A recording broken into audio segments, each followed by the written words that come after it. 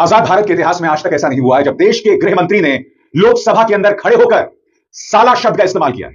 सबसे पहले तो मैं अपने दर्शकों से माफी मांगना चाहूंगा क्योंकि मैं अपने मंच पर कभी भी अपशब्दों का इस्तेमाल नहीं करता हूं, मगर कल सदन के अंदर इस शब्द का इस्तेमाल किसी और ने नहीं, देश के गृह मंत्री ने किया। और उससे भी बड़ी बात, जब उन्होंने इस शब्द का इस्तेमाल किया तो लोकसभा के अध्यक्ष ओम बिरला ने कोई आपत्ति नहीं जताई। खुद अमित शाह ने लोकसभा अध्यक्ष की तरफ देखकर कहा कि आप मेरे शब्द को हटा दीजिए। विपक्ष ने जब इस मुद्दे को लेकर बवाल किया तब जाकर अमित शाह ने यह बात कही। यह अपने आप में अप्रत्याशित है दोस्तों। कल का दिन बहुत मायने रखता है क्योंकि कल लोकसभा के अंदर राहुल गांधी और अमित शाह भी आपस में भिड़ गए। मगर सबसे पहले दोस्तों वो लम्हा मैं आपको दिखाना चाहता हूं जब देश के गृह मंत्री ने इस शब्द का इस्तेमाल किया। और आप देखिएगा ओम बिरला साहब खामोश हैं, वो ओम बिरला जो लगातार राहुल गांधी के बोलने पर बीच में बोलते रहे। विपक्ष का नेता जब भी कुछ कहता है तो ओम बिरला साहब को आपत्ति होती है।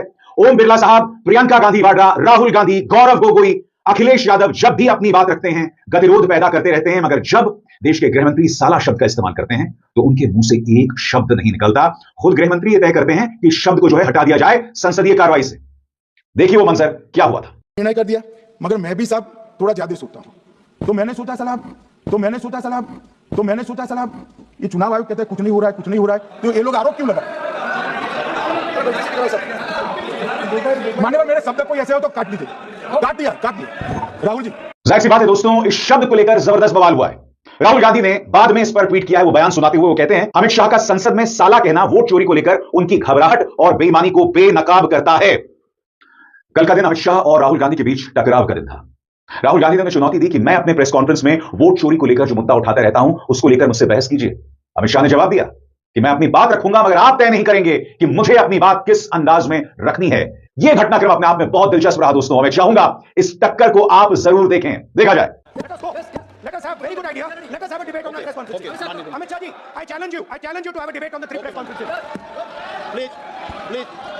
ठीक है, बैठ जाइए। मानिए, प्लीज आपने बात की। उत्तर प्रदेश में और हरियाणा में दोनों चुनाव में वोट कैसे मानिए, प्लीज ये भी जवाब दे दीजिए। मानिए गृह मंत्री जी। मान्यवर पहली बात मैं स्पष्ट करना चाहता हूं, मैं 30 साल से विधानसभा और संसद में जनप्रतिनिधि के रूप में चुनकर आता हूं। मुझे लंबा अनुभव है संसदीय प्रणाली का। विपक्ष के नेता महोदय कहते हैं कि पहले मेरी बात का आप जवाब दीजिए, मैं सुनना चाहता हूं। आपकी मुंसफी से संसद नहीं चलेगी। मेरे आप बोलने का क्रम मैं तय करूंगा। इस तरह से नहीं चलेगी संसद। मान्यवर उनको धैर्य रखना चाहिए मेरा जवाब सुनने का। इनकी एक बात का जवाब मैं दूंगा, मगर मेरे भाषण का क्रम वो तय नहीं कर सकते, मैं करूंगा क्योंकि मैं बोल रहा हूं।